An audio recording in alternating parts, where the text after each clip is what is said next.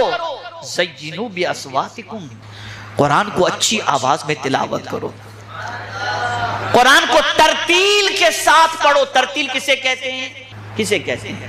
تجوید الحروف معرفت الوقوف، مخرج کے ساتھ پڑھنا اور جہاں جہاں رکنے کا حکم ہے وہاں رکنا، یہ ہے در حقیقت ترتیل۔ یعلمون تعلمون نہیں کہ کیا پڑھے وہ سمجھ میں ہی نہیں آ رہا ہے، اور مسلمان تراویح سننے ایسی مسجد میں جاتا ہے جہاں پر صرف یعلمون تعلمون ہی سمجھ میں آئے، پوچھتے کہاں جلدی ختم ہوتی ہے، چلو وہاں چلتے ہیں۔ نہیں، آپ کو سارے الفاظ سمجھ میں صحیح طور پر آئیں، ایسی جگہ قرآن سننے کے لیے جاؤ، تو آپ جب قرآن سنو گے تو انشاءاللہ العظیم اس کی برکتیں آپ کو نصیب ہوں گی۔ تو ترتیل کے ساتھ قرآن، اور جو شخص ترتیل کے ساتھ قرآن پڑھتا ہے اس کے لیے فرمایا گیا کل بروز قیامت اللہ رب العزت جل جلالہ اس بندے سے فرمائے گا قرآن پڑھتا جا، بلندی پر چڑھتا جا۔ ترتیل یعنی ٹھہر ٹھہر کر کے پڑھنا ہے نا، بھاگم بھاگی نہیں کرنا ہے 100 کی سپیڈ میں۔ اور کیسے قرآن پڑھتے تھے پڑھنے والے، اللہ اکبر، اور کیسا پڑھنا چاہیے؟ یتلونہ حق تلاوتہ، اس طرح قرآن کی تلاوت کرو جیسے قرآن کی تلاوت کا حق ہے۔ اب میں ہمارے عبدالرزاق بھائی، اختر بھائی، ہمارے علماء سب کو ایک مشورہ دے رہا ہوں۔ میں نے ایک مشن شروع کیا ہے جو میں جب 15 سال کا تھا، 16 سال کا تھا، کم و بیش 16-17 سال کا رہا ہوں گا، تب میں نے وہ مشن شروع کیا تھا۔ مجھے آج وہ مشن کی پھر ضرورت پیش آ رہی ہے۔ وہ کیا ہے مشن؟ ہماری سوسائٹی کے اندر ریٹائرڈ لوگ بہت ہیں۔ ریٹائرڈ سے مراد 55 سال کے، 60 سال کے، 70 سال کے۔ اب یہ جو بیچارے ضعیف ہیں، نہ کاروبار کے لیے جاتے ہیں نہ کہیں جاتے ہیں، کیا کرتے ہیں؟ گھر میں بیٹھے ہوتے ہیں، سگریٹ پیتے رہتے ہیں، کوئی آیا تو گپ شپ کرتے رہتے ہیں، یوٹیوب پر ہوتے ہیں، یہ کرتے رہتے ہیں، وہ کرتے ہیں۔ اب ان کو آپ بیزی کر دو، ان کے لیے مغرب بعد قرآن شریف سکھانے کی کلاس شروع کرواؤ۔ یہ اگر قرآن سیکھ لیے تو ان کی آخرت سنور جائے گی، اس لیے کہ یہ قرآن پڑھ لیں گے اچھی طرح سے تجوید کے ساتھ، تو پھر باقی ٹائم ان کا واٹس ایپ پہ نہیں گزرے گا، سوچیں گے اب قبر میں پیر لٹک چکا ہے، پڑھو قرآن تاکہ قبر ہماری سنور جائے۔ تو یہ تحریک چلاؤ، بوڑھوں کے لیے ہر جگہ مسجد کے اندر انتظام کرو، ان کے لیے مغرب کے بعد کا ٹائم اس کے لیے کہہ رہا ہوں کہ کبھی وہ رات کو جلدی سو جاتے ہیں، دن میں تھوڑا سا آپ کے پاس ٹائم کا مسئلہ، یہ مغرب کے ٹائم کا وقت۔ ہمارے یہاں بامبے میں ہم شروع کرنے والے تھے لیکن لاک ڈاؤن اور یہ سب ساری چیزوں کی وجہ سے نہیں، مغرب ان ریٹائرڈ لوگوں کے لیے آپ انتظام کرو۔ تو خیر، قرآن کی تلاوت اس طرح کرو جیسے قرآن کی تلاوت کا حق ہے۔ اور آپ جانتے ہیں قرآن کی تلاوت کتنی عظیم چیز ہے۔ اللہ اکبر، اللہ اکبر۔ میرے پیارے آقا صلی اللہ تعالی علیہ وسلم کے پیارے دیوانوں، میرا یہ چیلنج ہے، جس کسی کا دل بیٹھ رہا ہو، ٹینشن ہو رہا ہے کیا ہو جائے گا، یا اللہ اب کیا ہو جائے گا، کچھ نہ کرے، وضو کرے، اللہ کی کتاب پڑھنا شروع کرے۔ جیسے وہ قرآن شریف پڑھے گا ایسا لگے گا جیسے اس کے دل میں ٹونک بھرا جا رہا ہے، طاقت بھری جا رہی۔ یہ اللہ کی کتاب کی طاقت ہے، یہ نہیں کہ ٹینشن آیا تو سگریٹ پی لیں، ٹینشن آیا تو شراب پی لیں، ٹینشن آیا تو جوا کھیل لیں، ٹینشن آیا تو پکچر دیکھ لیں، ٹینشن آیا تو ڈرگس پی لیں۔ نہیں، آیا ہے ٹینشن، دل بیٹھ رہا ہے، وضو کرو، اللہ کی کتاب کو کھولو، پڑھنا شروع کر دو۔ ابھی پاؤ پارا نہیں پڑھو گے کہ تو سارا اسٹریس ختم ہوتا دکھائی دے گا، اس لیے کہ اللہ کی کتاب ہے ہی ایسی۔ تو اس کتاب کی تلاوت کرنا یہ اس کا دوسرا حق ہے۔ تیسرا حق ہے اس کو سمجھنا۔ کیا ہے بولیے؟ اس کو سمجھنا۔ آج بسم اللہ شریف نہیں معلوم اس کا ترجمہ کیا ہے، اور یہ نہیں کہ کوئی عربی پڑھ پڑھ بولتا ہو تو سمجھ لینا وہ قرآن سمجھ لیتا ہے، ایسا بھی نہیں۔ قرآن کا ترجمہ کرنے کے لیے 56 علوم کی معلومات ضروری ہے۔ کتنی؟ 56 علوم۔ مفتی احمد یار خان صاحب نعیمی علیہ الرحمہ نے فرمایا کہ قرآن کے ترجمے کے لیے 56 علوم کی معلومات ضروری ہے، تب جا کر وہ قرآن شریف کا ترجمہ کر سکتا ہے۔ خالی عربی پڑھ لینے سے آدمی قرآن شریف کا ترجمہ نہیں کر سکتا۔ تو اب کیا کرنا چاہیے؟ امام عشق و محبت کا احسان ماننا چاہیے کہ تم نہیں سمجھ سکتے، تمہاری سمجھ کے لیے میں نے ترجمہ کر دیا ہے، اب کنز الایمان پڑھو تمہیں قرآن سمجھ میں آ جائے۔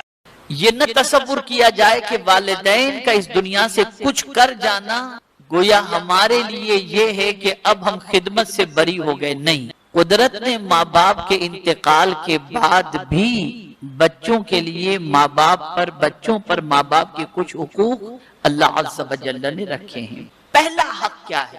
تو فرمایا گیا کہ ماں باپ کا پہلا حق یہ ہے کہ اگر ان کا انتقال ہو جائے، یعنی یہ انتقال کے بعد کا ہے، چونکہ زندگی کے حقوق تو بہت سارے ہیں، لیکن ماں باپ انتقال کر جائیں تو انتقال کرنے کے بعد پہلا حق کیا ہے؟ تو فرمایا گیا ان کے دفن کا اہتمام، ان کے کفن کا اہتمام، ان کے غسل کا اہتمام، اس میں جلدی کرنا، اور ان کے ان سارے پروسیجر کو، یعنی کفن کے معاملے کو، نماز جنازہ کے معاملے کو، دفن کے معاملے کو، اس کو ایک بچے کی ذمہ داری ہے کہ بحسن و خوبی اسے انجام دے۔ یہ پہلا حق۔ اور میرے پیارے آقا صلی اللہ تعالی علیہ وسلم کے پیارے دیوانوں، یہ تصور نہ کیا جائے کہ روح ماں باپ کے قفس انصری سے پرواز کر جاتی ہے، پھر اس کے بعد یہ پتہ نہیں چلتا کہ کون کیا کر رہا ہے۔ نہیں، ماں باپ کو اچھی طریقے سے انتقال کے بعد بھی پتہ چلتا ہے کہ ان کا کون سا بچہ ان کی قبر پر آ رہا ہے اور کون سا بچہ نہیں آ رہا، کون فاتحہ پڑھ رہا ہے، کون نہیں پڑھ رہا، کون ایصال ثواب کر رہا ہے، کون ایصال ثواب نہیں کر رہا، ساری چیزوں کا علم۔ تو پہلا حق ماں باپ کے انتقال کے بعد کا یہ ہے کہ آپ انہیں غسل دیں، ان کے جنازے کی تیاری کریں، ان کے کفن دفن کا اہتمام کریں، یہ پہلا ان کا حق بن جاتا ہے۔ اب اس کے بعد دوسرا حق، اعلیٰ حضرت عظیم البرکت امام عشق و محبت نے دوسرا حق یہ بتایا کہ ان کے لیے دعا اور استغفار کی، ان کے لیے بخشش چاہو اللہ کی بارگاہ۔ اور اگر قرآن مقدس کی دعاؤں کو دیکھا جائے تو انبیاء کرام علیہم الصلاۃ والتسلیم کی دعاؤں کے اندر بھی یہ چیز ملتی ہے کہ انہوں نے خود اپنے لیے نہیں بلکہ اپنے والدین کے لیے اور سارے مومنین کے لیے مغفرت کی دعا کی۔ اور یہاں ایک نقطہ آپ ذہن کے اندر رکھو، آپ سمجھتے ہیں ان کے نام سے کھانا کھلا دینا، ان کے نام پہ کپڑے دے دینا، ان کے نام پہ یہ کر دینا، یہ سب باعث برکت ہے، اس کا ثواب ان کو پہنچتا ہے، لیکن سب سے زیادہ ضرورت ماں باپ کو اپنے انتقال کے بعد اولاد کی طرف سے جو ہوتی ہے، وہ سب سے بڑی ضرورت یہ ہوتی ہے کہ ان کی مغفرت کی دعا کریں۔ بچوں کو چاہیے کہ کوئی نماز اس کی ایسی نہ گزرے جس نماز کے بعد وہ اپنے ماں باپ کے لیے مغفرت کی دعا نہ کرے، تو ماں باپ کے لیے دعا کریں، استغفار کریں۔ تیسرا حق انتقال کیے ہوئے ماں باپ کا اولاد پر کیا ہے؟ تو فرمایا گیا صدقہ و خیرات اور اعمال صالحہ کا ثواب، ان کی طرف سے غریبوں کو دیا کرو، ان کی طرف سے کپڑے پہنا دیا کرو، ان کی طرف سے کھانا کھلا دیا کرو، ان کی طرف سے نیک عمل کر لیا کرو، ان کی طرف سے درود شریف پڑھ کر اللہ کے رسول کی بارگاہ میں نذر کر دیا کرو۔ تو صدقہ و خیرات اور اعمال صالحہ یعنی نیک کام یہ کرتے رہو، اور اس کا ثواب ماں باپ کو، یہ تیسرا حق ہوا۔ اب چوتھا حق سماعت فرمائیں، ان پر کوئی قرض کسی کا ہو تو اس کے ادا کرنے میں حد درجہ جلدی کرنا، اور اپنے مال سے ان کا قرض ادا ہونے کو دونوں جہاں کی سعادت سمجھنا۔ کسی کے ماں باپ کا انتقال ہو گیا اور ماں باپ پر قرض تھا، اللہ نے اولاد کو عطا فرمایا، تو اولاد ان قرض کے تقاضے کرنے والوں کو تلاش کرے کہ ان کا قرض میرے ماں باپ پر تھا، اور تلاش کر کے اپنے ماں باپ کا قرض اتارے، اور یہ نہ سوچے کہ یار یہ جاتے جاتے بھی معاذ اللہ کو یہ سوچے کہ یہ ٹینشن دے کر کے گئے، نہیں، بلکہ فرمایا گیا یہ اپنی خوش نصیبی سمجھے کہ اللہ نے مجھے اپنے ماں باپ کی طرف سے یہ قرض ادا کرنے کی توفیق عطا فرمائی۔ تو ماں باپ پر اگر کوئی قرض ہے تو اس قرض کو ادا کرنے میں حد درجہ جلدی کرنا، یہ ان کا چوتھا حق ہے۔ اب جو بات عرض کرنے جا رہا ہوں نا، اسے بہت غور سے سنیے گا، بہت غور سے۔ ان پر کوئی فرض رہ گیا ہو، بقدر ضرورت اس کے ادا کرنے میں سعی کرنا۔ جیسے مثال کے طور پر حج ان پر فرض ہو گیا تھا، زندہ تھے تو فرض ہو گیا تھا لیکن وہ حج ادا نہیں کی. اب جب حج فرض ہو گیا اور ادا پھر بھی نہیں کیا انہوں نے، تو آپ کوشش کرو کسی کو ان کی طرف سے حج کروا دو، حج بدل کروا دو، اور اس کا ثواب اپنے ماں باپ کو عطا کر دو، تاکہ ان پر سے یہ فرض کی ادائیگی کا جو معاملہ تھا اللہ تعالیٰ اس سے ان کو بری الذمہ. اسی طریقے سے روزے کا معاملہ، کہ اگر والدین پر کچھ روزے ایسے رہ گئے کہ روزے انہوں نے چھوڑ دیے تو اس روزے کا فدیہ ادا کرو. نماز کا معاملہ ہو کہ نماز ان کی قضا ہو چکی ہوں تو نماز کا بھی فدیہ ادا کرو.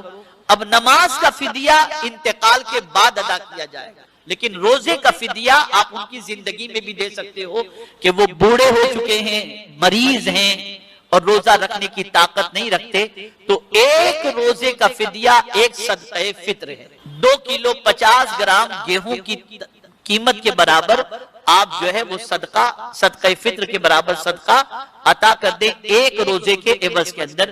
یہ اس کے لیے ہے جو بیمار ہیں، شیخ فانی ہو چکے ہیں، یعنی اتنے بوڑھے ہو چکے ہیں کہ اب روزہ نہیں رکھ سکتے، تو ایک روزے کا فدیہ یہ. اور اسی طریقے سے ایک وقت کی نماز اگر انہوں نے قضا کی ہے تو ایک نماز کا کفارہ بھی ایک صدقہ فطر ہے. ایک نماز کا، یعنی فجر کی نماز ان کی قضا ہوئی تو فجر کی نماز کا کفارہ صدقہ فطر کے برابر ادا کرنا.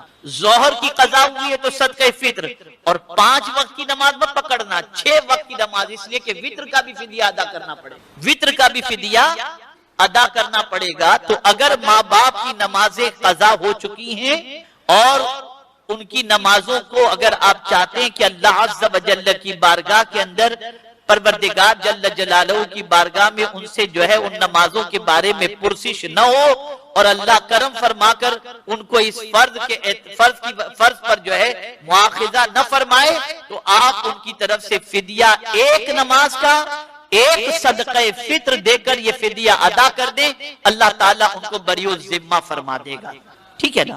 لیکن یہ فدیہ ان کے انتقال کے بعد ہی، نماز کا معاملہ جو ہے یہ انتقال کے بعد کا، روزے کے معاملے کا، روزے کا فدیہ آپ زندگی میں بھی دے سکتے ہیں، اس لیے کہ نماز کے اندر گنجائش ہے کہ آپ کھڑے رہ کر نہیں پڑھ سکتے تو بیٹھ کر پڑھو، بیٹھ کر نہیں پڑھ سکتے تو لیٹ کر پڑھو، لیٹ کر نہیں پڑھ سکتے تو اشارے سے پڑھو. تو یہ اس میں گنجائش رکھی گئی ہے.